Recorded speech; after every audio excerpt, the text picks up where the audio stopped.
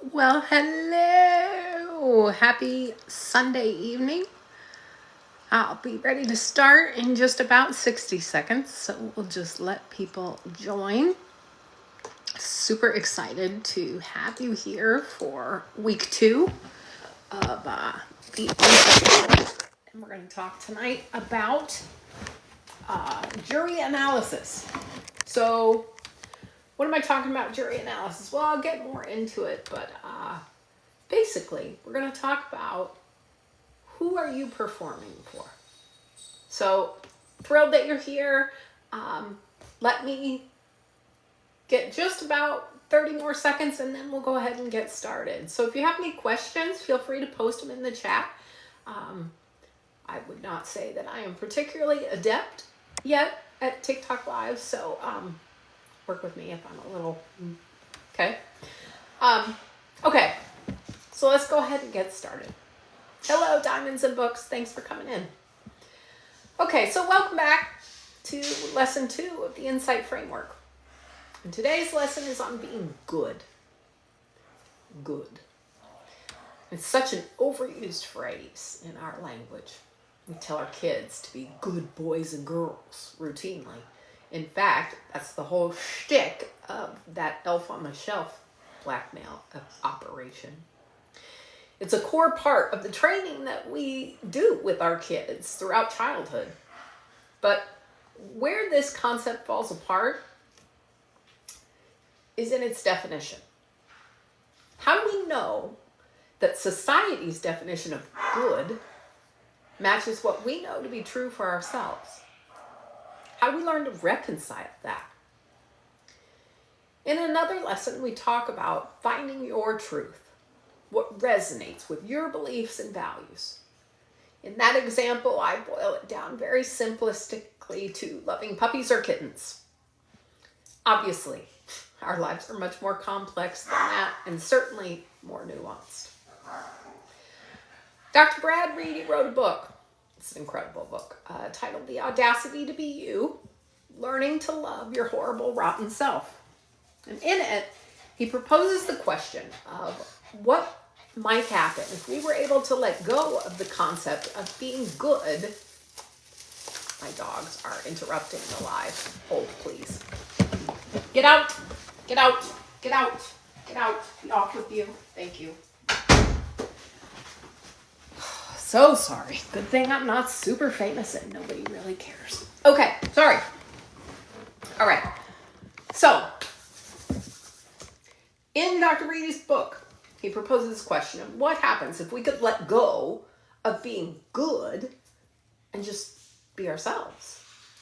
What might that look like? What would be different if we could live our lives according to our own moral compass rather than attempting to reach some Instagram standard created by people who don't live our lives or know our hearts? I'm a big fan of legal dramas. You know, where the lawyer stands in front of the jury box and makes an argument, and tries to convince the jurors why they should approve of their argument and vote in favor of their client.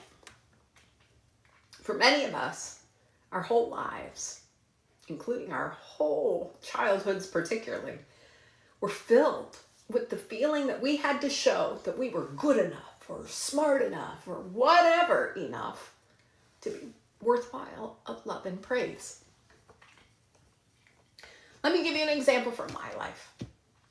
When I was a young kid, we used to go to a grocery store and it was about 6 blocks from my house.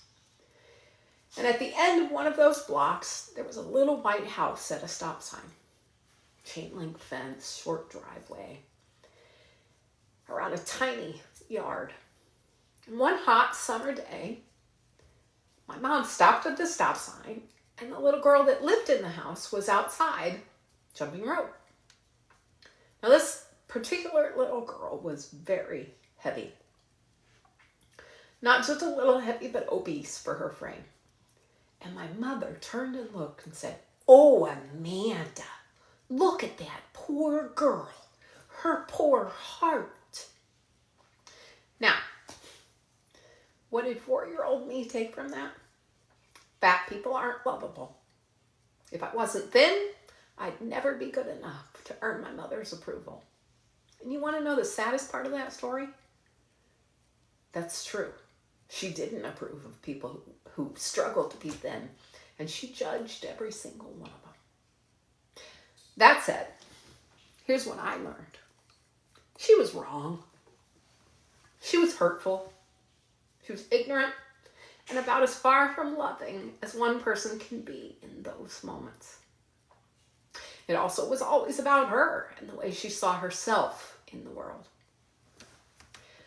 My value as a human being was never determined by my dress size, but it took me decades to put down that conditioning and love the body I'm in, rather than berating myself at every turn and wasting my one precious life on shame and guilt. Let's go back to the courtroom of your life. Who's in your jury box? What's their definition of good enough? We've talked about the carrot, but let's talk now about the stick part of this motivational system. Let me give you another example. High schools train us that good equals compliant. Do what we tell you to do, exert just a little bit of effort, don't ask too many questions, and we will turn you into a graduate. Oh!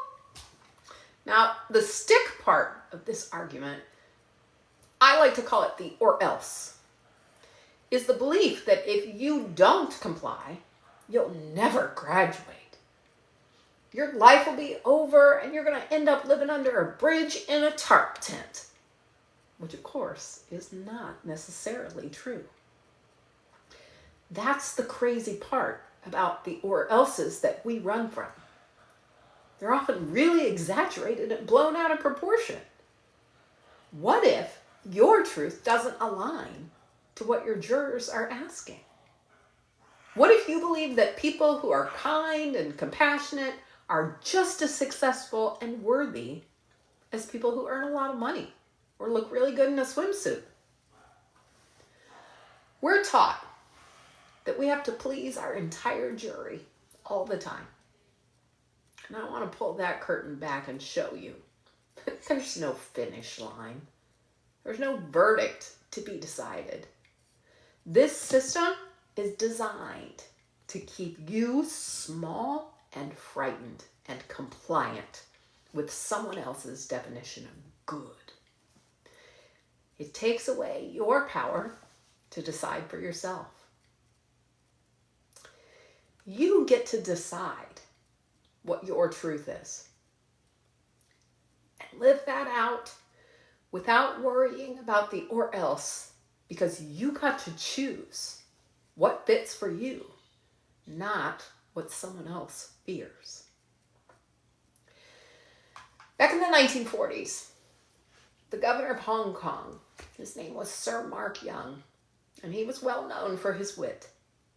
And one of the best stories that they tell about him is that of a very fancy lady who was lunching at Government House, who was insulted to find herself on Sir Mark's left instead of his right. In fact, I have visions of Mar-a-Lago right this moment. So she pretended not to care, but she made her annoyance really obvious. Finally, she said to Sir Young, "I suppose it really is very difficult for your assistant always to put your guests in their right places." He said, "Not at all," blandly. "For those that matter don't mind. And those who mind don't matter." On my left ankle, I wear an anklet that spells out in Morse code the words 0 F's given.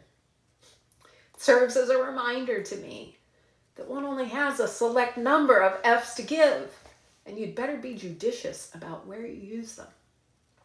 I spent the first 4 decades of my life concerned with the opinions and approval of others, and I absolutely lost myself in that process. I wish now I could go back to that awkward 7th grader who would have done anything just to fit in and hug her fiercely. I want to let her know that the stuff that made her weird and awkward are what made her unique and interesting. When I learned to embrace my imperfection and quirks, I got a whole lot happier, and I was able to follow my purpose and truth unimpeded by the opinions of those around me. As it turns out, people don't expect you to have your act together. They only want to know that you can relate to their experiences. They don't even need you to agree. In fact, all of us are just hungry to feel seen and understood. For me, that's my divine purpose and my calling in creating this course. And it's my hope that I can help you do the same. I want you to know you're good enough. I know it. And soon, you'll know it too. If you want to learn more, we have 3 ways you can get the whole course and individualized coaching or group coaching with me. The first package is called our Springboard Plan. It's a one-time payment of $37, and you get immediate access to all 8 weeks of the video lessons, access to 1 monthly group coaching call, the printable workbook, and membership to the Insight Framework community, which is a private web presence where I engage with my learners in real time to talk about these topics. For coaching, we have 2 options. The first is our guided growth program. And in that program, for a monthly payment of $119, you get immediate access to monthly 30-minute private individual coaching sessions with me over video. Again, you get access to the 8 modules. You get to preview future modules before they get released. Get the workbook, membership to the community, as well as live text support with me. Lastly, our comprehensive care package. This includes one-on-one coaching over the course of a year. The price is $2,497. Immediate access to the 8 modules. Early access to future modules. 12 private 90-minute sessions with me. And you'll have access to weekends and evenings. You can schedule those private sessions anytime over the 12 months. You're going to get the module workbook and supplementary materials that are worth more than $200. Membership to the community, first available appointments for additional sessions at a discounted rate, and live phone, text, and video support. To find all 3, go to course.amandaredwine.com. My book, my first book, I'm working on my second book. My book, Skunk Nugget Parenting, is available on Amazon. And I hope that you'll join me next week for lesson 3, which is reconnecting with younger you. Just real quick, I'm going to walk you through the workbook exercise that goes along with this lesson, just so you can get a flavor for what that might look like.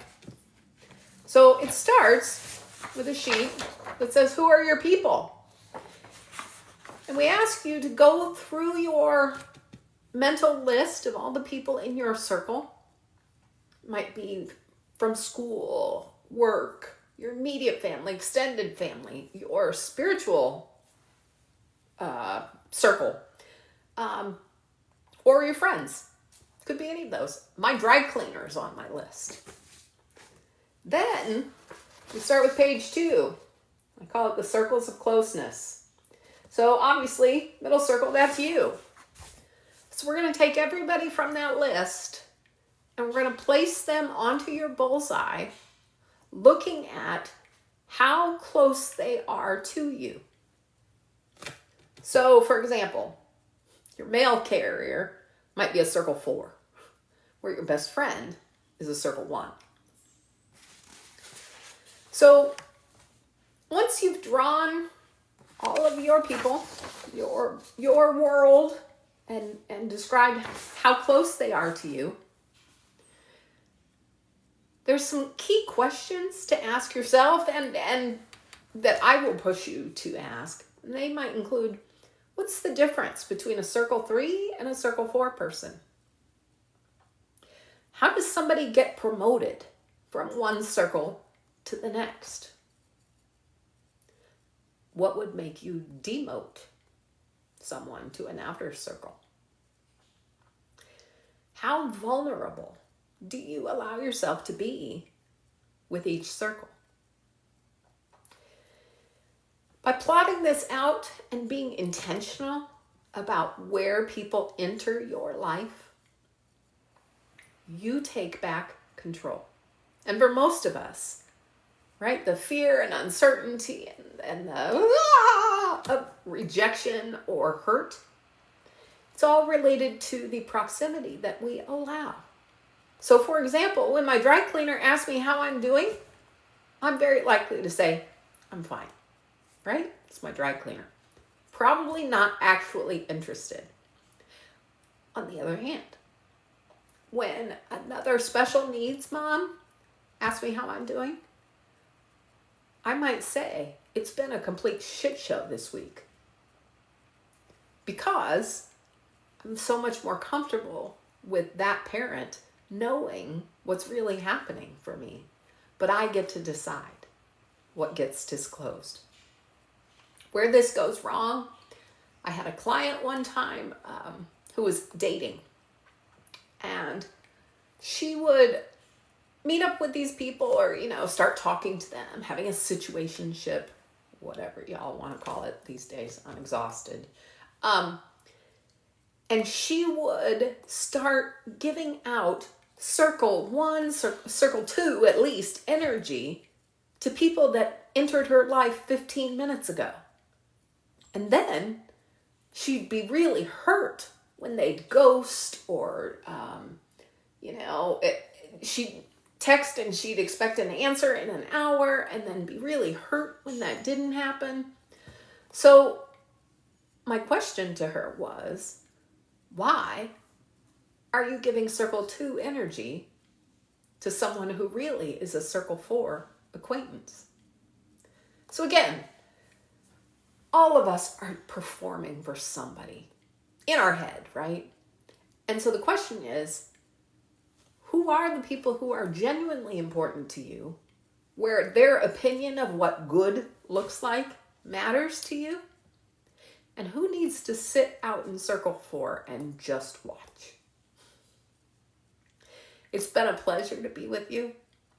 If I can be of any service, I hope that you'll send me a DM and we can walk alongside each other on this journey. Happy Sunday, everybody.